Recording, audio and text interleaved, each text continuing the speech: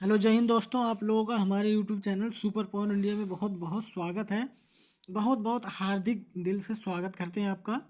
आप लोग इस वीडियो को ज़्यादा से ज़्यादा देखें हैं, क्योंकि ये यूपी पुलिस और ऑल एग्ज़ाम्स के लिए आप इसको इस्तेमाल कर सकते हैं। और ये जो हम लोग इसकी पिछली वीडियो में हम लोगों ने बताया था आपको समानता का अधिकार, जो कि आर्टिकल 14 से लेकर आर्टिकल 18 तक था। अब ये हम लोग बताएंगे आप लोगों को स्वतंत्रता का अधिकार, जो कि है आर्टिकल 19 से लेकर आर्टिकल 22 तक है। अब ये पूरा प्रोसेस हम लोग आपको बताएंगे, एकदम आसान शुद्ध भाषा में बताएंगे, जो कि एकदम आसान भाषा में है, शुद्ध भाषा में आप लोग एकदम आसानी से इसको समझ सकते हैं। अगर आप लोग इसको नहीं समझ सकते तो आप लोग किसी टीचर का नहीं समझ पाएंगे। ये बहुत शुद्ध और आसान भाषा में लिख दिया गया है, एकदम देहाती भाषा में इसको लिख दिया गया है, ताकि ये आप लोग समझ सकें इसको। चलिए देख लेते हैं, हम लोग शुरुआत करते हैं। देखिए, आर्टिकल 19 अनुच्छेद 19 क्या कहता है। आर्टिकल 19 का सेक्शन 1 देखिए क्या कहता है। अभिव्यक्ति की स्वतंत्रता, अभिव्यक्ति की स्वतंत्रता। अब दूसरे पे आ जाइए, अभिव्यक्ति की स्वतंत्रता के अंदर है ये, यानी बोलने की स्वतंत्रता, झंडा लहराने की स्वतंत्रता, पुतला जलाने की स्वतंत्रता। जैसे पुतला, जैसे मैं आप लोग को एग्जांपल दे दूं, अभिव्यक्ति की स्वतंत्रता क्या है। अभिव्यक्ति यानी बोलने बोलने की स्वतंत्रता, झंडा लहराने की स्वतंत्रता। जैसे आप लोगों के ऊपर कोई अत्याचार हो रहा हो या फिर कुछ भी हो रहा हो, आप उसके बारे में बोल सकते हैं। जैसे जैसे भारत में अभी जल्द ही नोटबंदी का मुद्दा आया था, तो उस नोटबंदी के मुद्दे पर आप लोग बोल सकते हैं, यही बोलने की स्वतंत्रता है। और जैसे झंडा लहराने, झंडा लहराने ये क्या है। जैसे इंडिया और पाकिस्तान में मैच हो रहा है, इंडिया विराट कोहली साहब जो है सिक्स मार दिए। अब हम इंडिया के लोग जो है झंडा तिरंगा फहराने लगे, तो यही हम लोग की आज़ादी है कि हम लोग ये तिरंगा फहरा सकते हैं। अब तीसरा ये क्या है, पुतला जलाने की स्वतंत्रता, पुतला जलाने की स्वतंत्रता। अब ये हम लोग बता देते हैं। जैसे भारत में आप लोगों को किसी भी नेता का काम पसंद नहीं आया, या फिर कोई भी नेता वह कार्य गलत करता है, देश के विरोधी काम करता है, तो आप उस नेता का जो है पुतला जला सकते हैं। ये हमें हमारे बाबा साहब भीमराव अंबेडकर का संविधान ये पुतला जलाने की इजाज़त देता है, पुतला जलाना। उसके बाद आ जाइए, आरटीआई एवं प्रेस की स्वतंत्रता, यानी आप मीडिया की स्वतंत्रता जो है, मीडिया को बुला सकते हैं और प्रेस कर सकते हैं। अब आ जाइए आर्टिकल 19 का सेक्शन 2 आ जाए, क्या कहता है आर्टिकल 19 का सेक्शन 2, बिना हथियार सभा करने की स्वतंत्रता, बिना हथियार सभा करने की स्वतंत्रता। अब आर्टिकल 19 का सेक्शन 3, आर्टिकल 19 का सेक्शन 3 कहता है संगठन बनाने की स्वतंत्रता। आर्टिकल 19 का सेक्शन 3 संगठन बनाने की स्वतंत्रता। आर्टिकल 19 का सेक्शन 4 बिना रोक टोक चारों ओर घूमने की स्वतंत्रता, यानी आप जो है भारत में कहीं भी किसी भी जगह घूम सकते हैं। यही कहा है, बिना रोक टोक चारों ओर घूमने की स्वतंत्रता। अब आर्टिकल 19 का सेक्शन 5 देख लेते हैं क्या है। भारत में किसी क्षेत्र में बसने की स्वतंत्रता, भारत में किसी भी क्षेत्र में आप बच सकते हैं। अब उसका अगला देख लेते हैं क्या है, संपत्ति का अधिकार। ये जो 6 वाला है, संपत्ति का अधिकार, राइट ऑफ प्रॉपर्टी। अब यह मूल अधिकार नहीं रहा। देखिए ये इसमें क्या कहा गया है, अब यह मूल अधिकार नहीं रहा, बल्कि कानूनी अधिकार यानी लीगल राइट हो गया है। लीगल राइट, संपत्ति के अधिकार को जो है उसको ख़त्म करके उसको लीगल राइट कर दिया गया है। अब ये देख लेते हैं, मूल संविधान में मूल अधिकारों की संख्या 7 थी। इसमें कहा गया है मूल संविधान में मूल अधिकारों की संख्या 7 थी, किंतु संपत्ति के अधिकार, राइट ऑफ प्रॉपर्टीज को 44वें संविधान संशोधन द्वारा 1978 में मौलिक अधिकार से हटा दिया गया। जो संपत्ति का अधिकार था, इस पे मैं एक एग्जांपल बता दूं आप लोगों को, क्यों ये हटाया गया है, क्यों ये हटाया गया। जैसे ट्रेन की पटरी जो है बिछाई जा रही है, तो अब किसी की ज़मीन जो है ट्रेन की पटरी के सामने आ जाए, तो अब ट्रेन की पटरी इतने दूर से फैलती हुई आई है, तो अब थोड़ी सी 1-2 बीघा ज़मीन किसी के सामने ट्रेन की पटरी के सामने पड़ जाए, तो ट्रेन की पटरी जो है वो अपना रास्ता नहीं घुमाएगी ना। अगर घुमाती है तो उसको बहुत घुमाती है तो फिर दूसरे की ज़मीन पड़ जाएगी, फिर तीसरे की ज़मीन पड़ जाएगी। तो इसीलिए जो है संपत्ति का जो अधिकार था उसको हटाकर उसको कानूनी अधिकार कर दिया गया, ताकि जो ट्रेन की पटरी है वो सीधा फैल सके और वहाँ पर किसी का कानूनी अधिकार सॉरी संपत्ति का अधिकार न रहे, कानूनी अधिकार उसको कर दिया गया। अब हम लोग कामना करते हैं कि आप लोगों को ये समझ में आ गया होगा। हम लोग दूसरी बार इसको पढ़ते हैं। मूल संविधान में मूल अधिकारों की संख्या 7 थी, किंतु संपत्ति का अधिकार को 44वें संविधान संशोधन द्वारा 1978 में मौलिक अधिकार से हटा दिया गया है।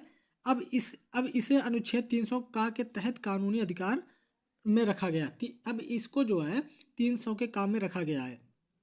अब आर्टिकल 19 का सेक्शन 7 देख लेते क्या है। व्यवसाय करने की स्वतंत्रता, व्यवसाय करने की स्वतंत्रता, ये आप लोगों को मोस्ट इम्पोर्टेंट, ये बहुत इंपॉर्टेंट है, ये आप लोगों को जानकारी होनी चाहिए। यहाँ से लेकर यहाँ तक की मोस्ट इम्पोर्टेंट जानकारी होनी चाहिए। भारत के प्रत्येक नागरिक का फर्ज है कि वो आर्टिकल 19 के बारे में जाने, ज़रूर जाने, क्योंकि इसमें उसका फंडामेंटल राइट है।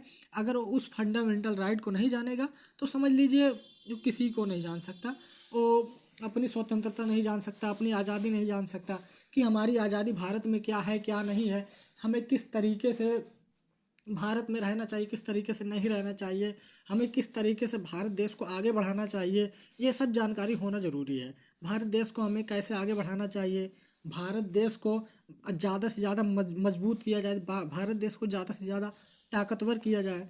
अब अगला आर्टिकल हम लोग देख लेते हैं। अगला अनुच्छेद क्या है। अगला अनुच्छेद आर्टिकल 20 यानी अनुच्छेद 20 है। इसमें 3 प्रकार की स्वतंत्रताएं दी गई हैं। इनमें 3 प्रकार की स्वतंत्रताएं दी गई हैं। नंबर 1 है, स्वतंत्रता नंबर 1 है, एक गलती की एक सज़ा। एक गलती की एक सज़ा। अब इसमें हम लोग आप लोगों को समझाते हैं, समझाने की कोशिश करते हैं। एक गलती की एक सज़ा ये क्या है। एक गलती की एक सज़ा, जैसे एक्स है, एक्स है। अब इसने मान लीजिए वाई को इसका वाई का हाथ पैर तोड़ दिया। मान लीजिए यक्स ने वाई का हाथ पैर तोड़ दिया, यक्स ने वाई का हाथ पैर तोड़ दिया। अब वाई ने पुलिस में, अब वाई जो है पुलिस में एफआईआर कर दिया। अब इसके खिलाफ जो है एफआईआर होगी, यक्स के खिलाफ है। वाई ने पुलिस में एफआईआर कर दिया यक्स के खिलाफ, क्योंकि यक्स ने वाई का हाथ गोड़ तोड़ दिया था मार के, इसीलिए वाई ने पुलिस को एफआईआर किया एक्स के खिलाफ। अब पुलिस जो है यक्स को जो है उठा ले गई। अब इसको जेल में बंद की। मान लीजिए हाथ पैर तोड़ने की जो भी सज़ा हो, उसको 1 2 3 साल की सज़ा, मान लीजिए 2 साल की, ये मैं क्या कह रहा हूँ, मान लीजिए 2 साल की सज़ा है, यक्स को 2 साल की सज़ा मिली। अब यक्स को 2 साल की सज़ा मिली। अब यक्स बाहर आया, यक्स को जो है जेल से बाहर आया हो। अब फिर जो है यक्स दोबारा वही सेम टू सेम गलती कर देता है, फिर वाई का जो है हाथ पैर तोड़ देता है, और फिर वाई का हाथ पैर तोड़ देता है। फिर वाई ने पुलिस से एफआईआर की, फिर एक्स को जो है जेल में जाना पड़ेगा। लेकिन इस बार जो है उसकी सज़ा, जैसे पिछली बार उन्होंने 2 साल की सज़ा झेली थी, अब इस बार भी वही सेम टू सेम सज़ा इसको मिलेगी, यक्स को भी मिलेगी, क्योंकि यक्स ने फिर वही सेम टू सेम क्राइम किया है। फिर यक्स ने वही सेम टू सेम क्राइम किया है। इसीलिए इसमें कहा गया है कि एक गलती की एक सज़ा, एक गलती की एक सज़ा, इसलिए कहा गया। अब दूसरा देखते हैं हम लोग क्या है। दूसरा, सज़ा उस समय के कानून के आधार पर दी जाएगी, सज़ा उस समय के कानून के आधार पर दी जाएगी, ना कि पहले या बाद के कानून के आधार पर। अब इसको भी हम लोग आप लोगों को समझा देते हैं कैसे दी जाएगी सज़ा। जैसे मान लीजिए ये पी है और ये क्यों है, ये क्यों है, पी क्यों है। अब पी जो है क्यों को, इसमें देखते हैं हम लोग क्या कहता है ये, सज़ा उस समय के कानून के आधार पर दी जाएगी। देखिए हम लोग इसको समझाने की कोशिश करते हैं। जैसे पी ने जो है क्यों को 2019 में जो है इसको मारा, पी ने क्यों को 2019 में मारा। अब क्यों के जो रिलेशन वाले थे उसके क्यों के ऊपर जो है पुलिस से एफआईआर करवा, पुलिस के पास एफआईआर करवा दिए। अब इसको जो है, इसको पुलिस अपने पी को पुलिस अपने हिरासत में ले ली है। तो अब इसका जो है फैसला जो है, इसने 2019 में इसको मारा था। अब इसको जो है कोर्ट जो है कोर्ट है, ये मान लीजिए कोर्ट जो है इसको सज़ा 2024 में सुनाती है, 2024 में सुनाती है इसकी सज़ा। तो अब जो इसकी सज़ा जो सुनाएगी वो 2019 के आधार पे सुनाई जाएगी। वो 2019 में जो कानून का प्रावधान होगा उस कानून के आधार पर 2024 में इस पी को सज़ा दी जाएगी। ये हम लोग कामना करते हैं कि आप लोगों को समझ में आया होगा। 2019 के कानून के आधार पर 2024 में पी को सज़ा दी जाएगी, या न कि 2024 के कानून के आधार पर। 2019 के कानून के आधार पर 2024 में पी को सज़ा दी जाएगी। अब अगला देखते हैं क्या है। 3 क्या कहता है, सज़ा के बाद भी कैदी को संरक्षण दिया जाएगा। सज़ा के बाद भी कैदी को संरक्षण दिया जाएगा। अब नोट वाला सेक्शन देखते हैं। अनुच्छेद 20 के अनुसार जब तक किसी व्यक्ति को न्यायालय दोषी करार नहीं कर देती है, देखिए फिर से पढ़ते हैं इसको। अनुच्छेद 20 के अनुसार जब तक किसी व्यक्ति को न्यायालय दोषी करार नहीं कर देती तब तक उसे अपराधी नहीं माना जाता। इन सब को पढ़ना आप लोगों को बहुत इंपॉर्टेंट है। ये आप लोग ज़्यादा से ज़्यादा इसको रीड करिए, पढ़िए, इन्हीं सब से क्वेश्चन आएगा। अब आर्टिकल 21 देखते हैं, अनुच्छेद 21 देखते हैं। इसमें प्राण एवं दैहिक स्वतंत्रता, लाइफ एंड पर्सनल लिबर्टी, इसी के कारण अधिक धुआं देने वाले वाहन या बिना हेलमेट वाले व्यक्ति को पुलिस चालान काट सकती है। देखिए वो आर्टिकल 21 ही है जिसके तहत हम जब हेलमेट नहीं लगाते हैं या फिर हमारी बाइक जो है ज़्यादा धुआं छोड़ती है तो पुलिस उसका चालान काट देते हैं। ये आर्टिकल 21 उनको इजाज़त देता है। अनुच्छेद 21 में ही निजता का अधिकार है, राइट टू प्राइवेसी, यानी आप अपनी प्राइवेसी रख सकते हैं, पर जोर दिया गया है अब हमारी गोपनीय जानकारी कोई उजागर नहीं कर सकता। नोट वाला सेक्शन देखते हैं। अनुच्छेद 20 तथा 21 को आपातकाल के दौरान रोका जा सकता है, अतः इसे सबसे शक्तिशाली मूल अधिकार कहते हैं। इसको हम लोग एक बार दोबारा पढ़ते हैं। अनुच्छेद 20 और 21 के आपातकाल के दौरान नहीं रोका जा सकता है, अतः इसे सबसे शक्तिशाली मूल अधिकार कहते हैं।